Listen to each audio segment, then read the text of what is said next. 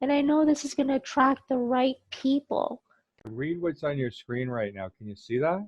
1212 is what I do during my spare time. For 2 hours a day, I'm completely in the mindset of helping someone else without having any financial gain from it. It doesn't matter who the person is or what they need.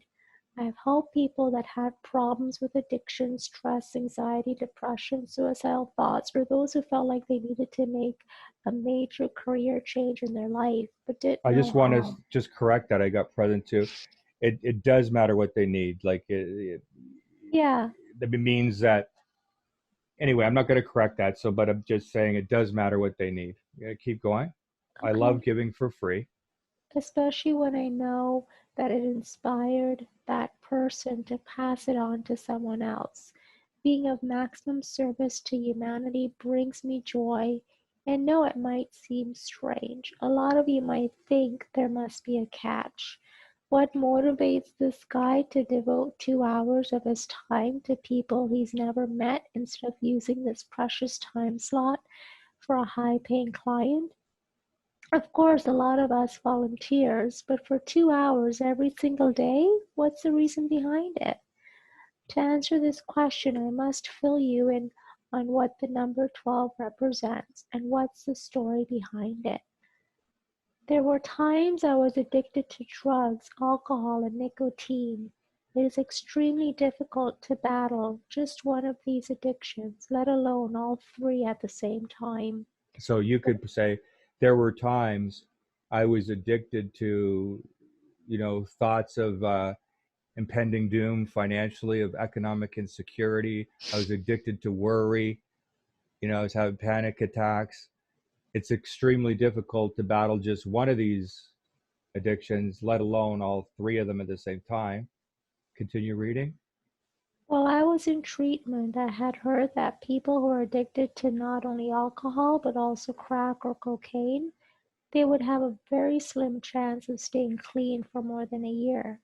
And even if I somehow managed not to touch anything for that long, sooner or later I would fall into it again. But there were people who succeeded and reached permanent recovery, and I knew that if I found their secret, I would beat this forever.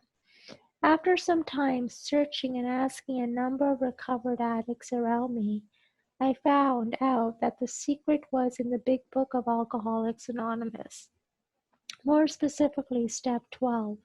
This step says that the only way to really succeed is to do for others what you most want for yourself. Here, here are some quotes from the Big Book that explain it the best. Now, That, Samina, just before you read this is what I said. Read this. I really was just couldn't wait till you start reading these quotes from the big book. So this is it for me, and I believe it is for you. So these quotes out of the big book. Just really let these in and tell me how you feel about them after you read these quotes. Go ahead. practical experience shows that nothing will so much ensure immunity from From drinking worrying, as right? Instead of intensive work with other alcoholics. Yeah, other yeah. people that are worrying. It works when other activities fail. What does that mean? When all other measures fail, help Th- someone else that has the same problem, and it will work when everything else doesn't work. This is our 12th suggestion. Carry this message to other alcoholics. To other people that are worrying about their financial situation. You Just can help translate it for you. Yeah, yeah. Yeah, you can help when no one else can. You can secure that confidence when others fail. You mean when other people fail? It says you can help these people. You can secure their confidence when other people fail to do so.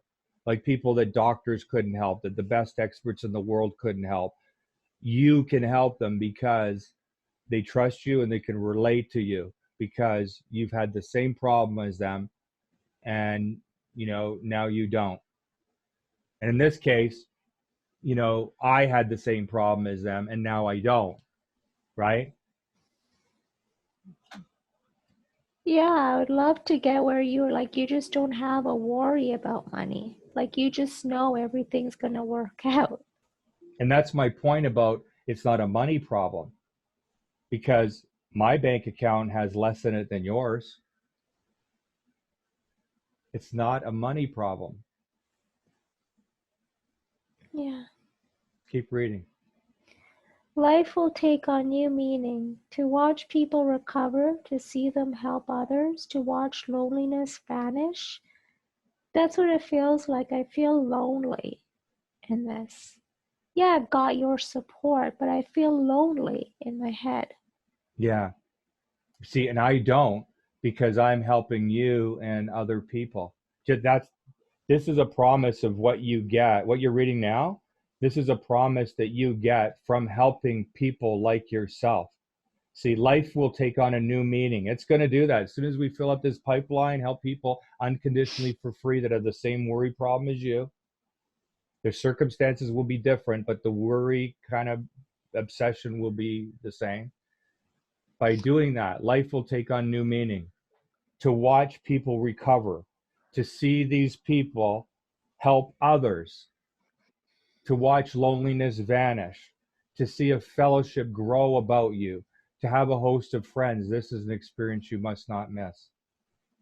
See, that's what I created with All Addictions Anonymous, and that's what I still have. Like, I have this certain power and confidence because I have helped so many people that I've watched a fellowship grow up about me, and I've watched loneliness vanish for me and them. Keep reading, helping others. Yeah, I just want to say before I go on reading, you actually hit a nail, I think, for me there. I want to go back to read. I just want to say, when I was, yes, it was a paid job, but I wasn't, when I was in the zone helping all those people with grief, like it wasn't so much I knew what I knew, but it was like, and they even called me their friend.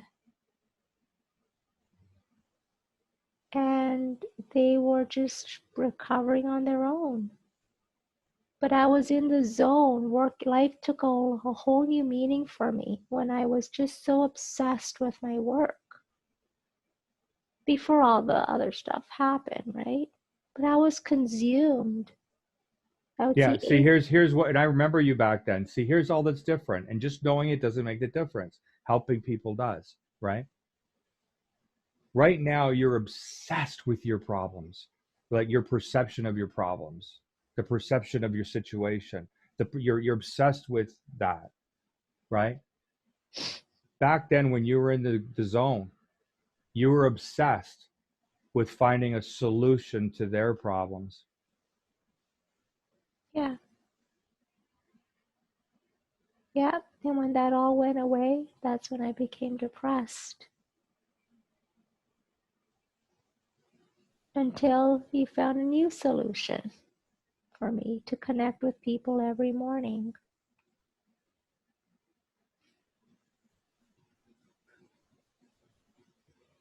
I was also doing it for me. Yeah.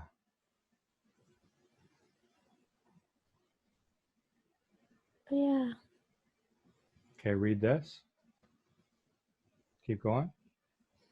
Helping others is the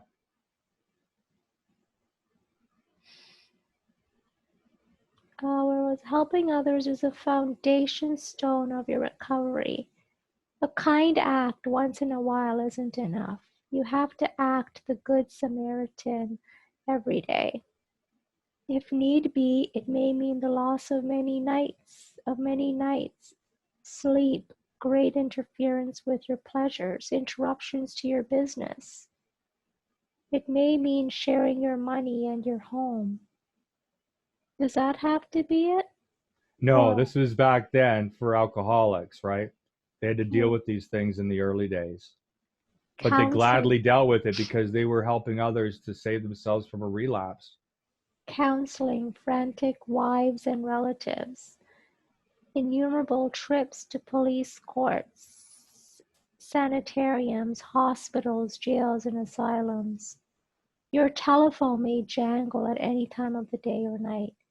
Helping others is the foundation stone of your recovery. Yes, it truly was the reason I recovered permanently, not just for a few, not, sorry, uh, not just for a few months or years. I had not touched any non-prescribed drugs or alcohol since 1999. Drugs are out of my life, but the philosophy of step 12 is still a significant part of it. 1212 is about the purity of helping another human being. It's about having the total absence of a financial profit. I'm not doing it for money, but I do have a motive. It's something I had to do to feel whole. That applies to me. In the past, I was helping addicts for hours every day for free, going to prisons, meetings, and speaking to as many of them as possible. I did not gain any money from it, but at the same time, my livelihood experienced a significant boost.